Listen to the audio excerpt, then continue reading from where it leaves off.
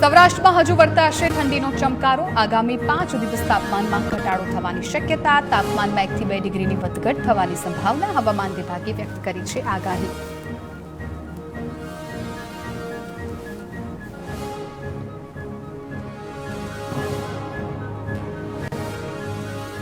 તાપમાન વધવા છતાં પવનના લીધે ઠંડી વર્તાશે. ઉત્તર પૂર્વથી પૂર્વના પવન ફૂંકાતા ઠંડીનો અનુભવ. ગાંધીનગરમાં 11 ડિગ્રી, વડોદરામાં 12 તો અમદાવાદમાં 14 ડિગ્રી તાપમાન નોંધાયું.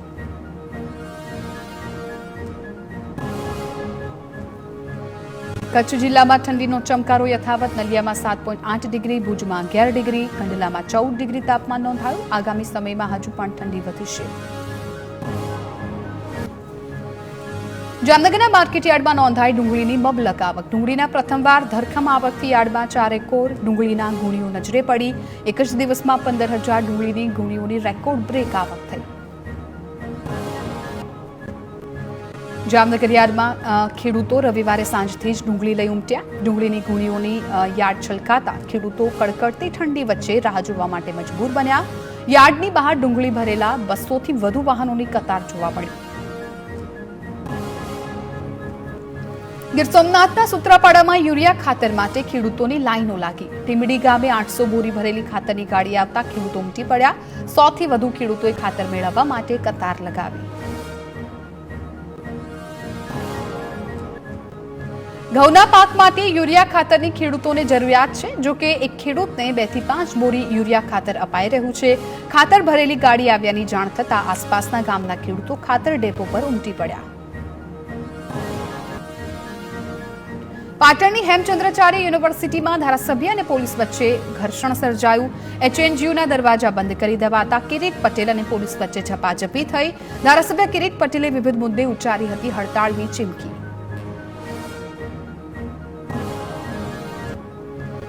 ધારાસભ્ય કિરીટ પટેલે પોલીસ કર્મીઓનો કોલર પકડતા વિવાદ બીચક્યો. યુનિવર્સિટીના ગેટ બંધ કરી પોલીસે રોકતા ધારાસભ્ય કોલર પકડતા જોવા મળ્યા. જેના બાદ પોલીસ અને ધારાસભ્ય વચ્ચે શાબ્દિક ટપાટપીના દ્રશ્યો જોવા મળ્યા. એચએનજીયુની બોયઝ હોસ્ટેલમાં દારૂની મહેફિલ મામલે પોલીસ ફરિયાદ ન નોંધતા વિરોધ પ્રદર્શન કરાયું. એનએસયુઆઈએ અને ધારાસભ્ય કિરીટ પટેલ ભૂખ હડતાળ પર બેસતા પોલીસે ગેટ બંધ કર્યો હતો. જે બાદ ધક્કામુક્કીના અને એમએલએ કિરીટ પટેલની પોલીસ સાથે ઝપાઝપી થઈ. પાટણમાં કિરીટ પટેલ દ્વારા દેખાવો મામલે ભાજપની પ્રતિક્રિયા. એક ધારાસભ્યનું આ પ્રકારનું વર્તન જરાય યોગ્ય નહીં. યુનિવર્સિટી ખાતે દેખાવો કરવા જાઓ તે સમજમાં આવે છે, પરંતુ પોલીસનો કોલર પકડીને કાયદો હાથમાં લેવો ધારાસભ્યને ન શોભે.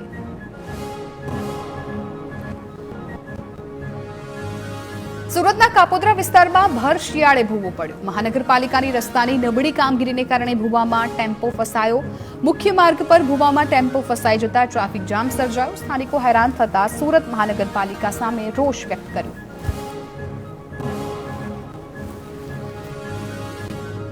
ગુજરાતમાં બીઝેડ ગ્રુપ જેવા જ અન્ય એક કાંડની આશંકા. અમદાવાદમાં યુનિક મર્કન્ટાઇલ ઇન્ડિયા ગ્રુપે રોકાણકારોના પૈસા ચાઉ કર્યાનો આરોપ. મુદત પૂર્ણ થયા બાદ ફિક્સ ડિપોઝિટની રકમ ન આપ્યાનો દાવો. 6 વર્ષમાં પૈસા ડબલ કરવાની લાલચે કરાવ્યું હતું રોકાણ. જામનગરના 30 જેટલા લોકો સાથે છેતરપિંડી થયાનો આરોપ લાગ્યો. રોકાણકારો યુનિક મર્કન્ટાઇલની ઓફિસમાં જઈ હોબાળો કર્યો. એફડીની રકમ પાકી ગઈ હોવા છતાં રૂપિયા પરત ન આપતા હોવાનો પણ દાવો. જામનગરમાં યુનિક મર્કન્ટાઇલ ઇન્ડિયાની ઓફિસ બંધ કરાઈ છે.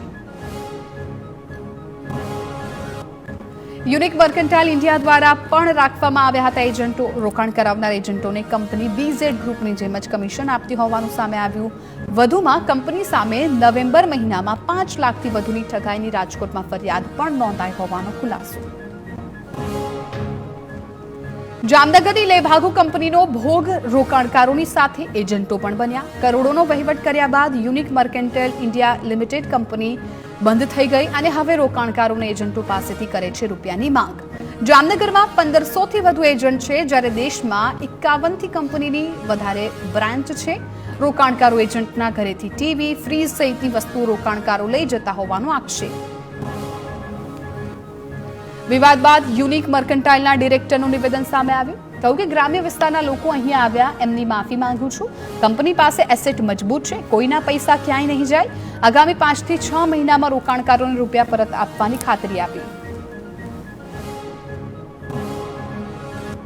બીઝેડ ગ્રુપના કૌભાંડ મામલે પોલીસ અધિકારીઓ સીઆઈડીની રડારમાં. દરોડાની માહિતી ભૂપેન્દ્ર ઝાલાને પોલીસ કર્મીએ જ પહોંચાડી હોવાની આશંકા. આઈપીએસ સ્તરના અધિકારી પાસેથી વિગતો જાણી સ્થાનિક પોલીસ કર્મીએ માહિતી આપ્યાની શક્યતા. ભૂપેન્દ્ર ઝાલા સાથે ઘરોબો ધરાવતા પોલીસ અધિકારીઓ સામે કાર્યવાહી થશે. તો ફાર્મ હાઉસ પાર્ટીમાં સામેલ થનારા પોલીસ અધિકારીઓ અને કર્મચારીઓ સામે પણ શંકાની સોય. સીઆઈડી દ્વારા આવા પોલીસ કર્મચારીઓ અને અધિકારીઓ સામે કાર્યવાહી થઈ શકે. બીઝેડ કૌભાંડ કેસમાં સીઆઈડી ક્રાઇમે તપાસ તેજ કરી છે. એજન્ટ કમલેશ મોચી અને ધવલ પટેલની વિગતો એકત્ર કરી છે. એજન્ટોની સગા સંબંધીઓ સહિત મળતિયાઓની વિગતો મેળવાય. કમલેશ મોચી અને ધવલ પટેલના પરિજનોની પણ પૂછપરછ કરી.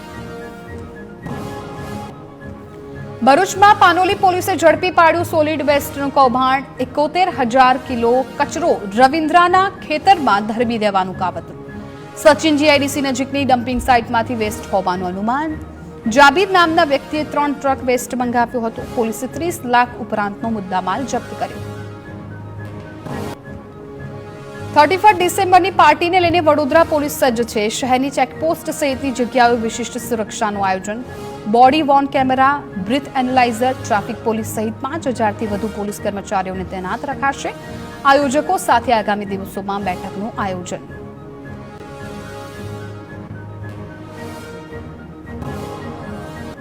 સુરતના સારોલીની ઓમકાર હોટેલમાંથી યુવતીઓ ઝડપાઈ છે. 4 યુવતી થાઈ ગર્લ છે ઝડપાઈ.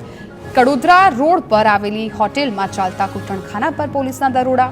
4 યુવતીઓ, 2 ગ્રાહક અને હોટેલ મેનેજમેન્ટની ધરપકડ. હોટેલના એક રૂમમાં ચલાવતા હતા કૂટણખાનું. રાજ્ય સરકારે ઇમ્પેક્ટ ફીની મુદ્દતમાં વધારો કર્યો. સરકારે ઇમ્પેક્ટ ફીની મુદ્દતમાં 6 મહિનાનો વધારો કર્યો.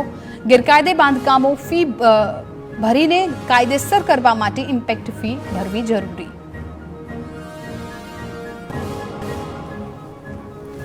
પંચમહાલના ગોધરામાં ફૂડ એન્ડ ડ્રગ્સ વિભાગની ગંભીર બેદરકારી સામે આવી છે. ખાદ્ય સામગ્રીના લીધેલા સેમ્પલ કચરાપેટીમાં જોવા મળ્યા. ગોધરાની ફૂડ એન્ડ ડ્રગ્સ વિભાગની કચેરી બહાર જ સેમ્પલ ફેંકી દેવાયા. અલગ અલગ વિસ્તારોમાંથી લેવામાં આવ્યા હતા ખાદ્ય સામગ્રીના નમૂનાઓ. વર્ષ 2024ના ઓગસ્ટ, સપ્ટેમ્બર, ઓક્ટોબર માસમાં સેમ્પલ લેવાયા હતા. સીલબંધ બોટલો કચરાપેટીમાં જોવા મળતા સવાલ ઉઠ્યા. ખાદ્ય વસ્તુના નમૂના પરીક્ષણ માટે મોકલાયા કે નહીં તેને લઈને સવાલ. નમૂનાઓનો યોગ્ય રીતે નાશ કરવાને બદલે કેમ ફેંક્યા કચરાપેટીમાં તે સવાલ. ભાવનગરમાં 800 જેટલા રહેણાંક મકાનોનું ડિમોલેશન કરાશે. ગઢેચી નદીના શુદ્ધિકરણ માટે તમામ રહેણાંક મકાનોને હટાવાશે. નદી કાંઠા વિસ્તારના 800થી વધુ મકાનોને ભાવનગર મનપાએ નોટિસ ફટકારી. ભાવનગર મનપાએ બોર તળાવ, આરટીઓ, કુંભારવાડા વિસ્તારના મકાનોને નોટિસ પાઠવી છે. 7 દિવસમાં બાંધકામના અને રહેણાંકના પુરાવા રજૂ કરવા માટે રહીશોને જણાવ્યું. 70 કરોડ રૂપિયાના ખર્ચે 4 કિલોમીટર જેટલી ગઢેચી નદીનું શુદ્ધિકરણ કરાશે. વલસાડમાંથી બિનવારસી હાલતમાં મળી આવ્યા આધાર કાર્ડ. શહેરના હાલર રોડ પર 20થી વધુ આધાર કાર્ડ મળી આવ્યા. ફેંકી દેવાયેલા આધાર કાર્ડ અસલી કે નકલી તે તપાસનો વિષય. વહીવટીતંત્ર આધાર કાર્ડ જપ્ત કરી તપાસ કરે તે જરૂરી. વલસાડના હાલર રોડ પર આધાર કાર્ડના જથ્થા ફેંકવાની ઘટનામાં સીસીટીવી ફૂટેજ સામે આવ્યા. સિટી પોલીસ દ્વારા તમામ આધાર કાર્ડ કબજે કરાયા. નજીકમાં આવેલા જીઓ કેરના કામદારે ફેંક્યા હોવાનું સામે આવ્યું. પોલીસે સંચાલકની પૂછપરછ હાથ ધરી.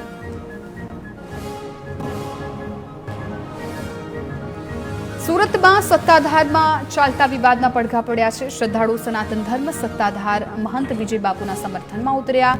મોટી સંખ્યામાં શ્રદ્ધાળુઓએ કલેક્ટર કચેરી પહોંચી આવેદનપત્ર આપ્યું છે. ગુર્જર ક્ષત્રિય સમાજના યુવાનો અને આગેવાનો સાથે જોડાયા. શ્રદ્ધાળુઓએ મહંત વિજય બાપુના સમર્થનમાં ઉતરી રોષ વ્યક્ત કર્યો. કહ્યું કે મહંત વિજય બાપુ વિરુદ્ધ ષડયંત્ર રચવામાં આવ્યું. ષડયંત્ર પાછળ મોટા લોકોનો હાથ હોવાની પણ આશંકા વ્યક્ત કરી. સમગ્ર મામલે સરકાર તપાસ કરે તેવી રજૂઆત કરાઈ. કથાકાર મોરારી બાપુએ શિક્ષણ પ્રધાનની પ્રશંસા કરી. જાહેર મંચ પરથી પ્રફુલ્લ પાનસેરિયાના વખાણ કર્યા. શિક્ષણ પ્રધાનની કામગીરીને મોરારી બાપુએ બિરદાવી. મોરારી બાપુએ કહ્યું કે આપણને ખૂબ જ સરળ શિક્ષણ મંત્રી મળ્યા છે. હનુમાન ચાલીસાને 1 કરોડ લોકોમાં વહેંચવાના સંકલ્પને બિરદાવ્યો છે. પીપી સપાણી ગ્રુપની સ્કૂલના ઉદ્ઘાટનમાં ઉપસ્થિત રહ્યા હતા મોરારી બાપુ. અમરેલીના લાઠી પંથકમાં સિંહોના ધામા. ટોળા નજીક સિંહોએ શિકાર કર્યો. ટોળા અને દુધાળા ગામે સિંહોના આગમનથી ખેડૂતોમાં ફફડાટ. સિંહોની સુરક્ષાની ગુલબાંગો ફેંકતા વન વિભાગ સામે ખેડૂતોનો રોષ. સેફ વડોદરાના હેતુ સાથે યોજવામાં આવી મહિલા મેરેથોન. મહિલાઓની સુરક્ષાના મુદ્દા સાથે ક્વીન્સ મેરેથોનનું આયોજન. 4.5 કિલોમીટરની મેરેથોનમાં અનેક મહિલાઓએ ભાગ લીધો. મહિલાઓએ એક સાથે લગાવી દોડ. જામનગરના જોડિયાના તારાણા ટોલનાકા ખાતે તોડફોડ. 10 શખ્સો સામે બવાલ કરી ટોલનાકામાં તોડફોડ કરી હોવાની પોલીસ ફરિયાદ. અજાણ્યા શખ્સોએ ટોલ પ્લાઝાના કર્મચારીને ભગાડી મૂક્યા બાદ ટોલ પ્લાઝાની લાઇટોમાં તોડફોડ કરી હંગામો મચાવ્યો. જોડિયા પોલીસે 10 શખ્સો સામે ગુનો નોંધી વધુ તપાસ શરૂ કરી.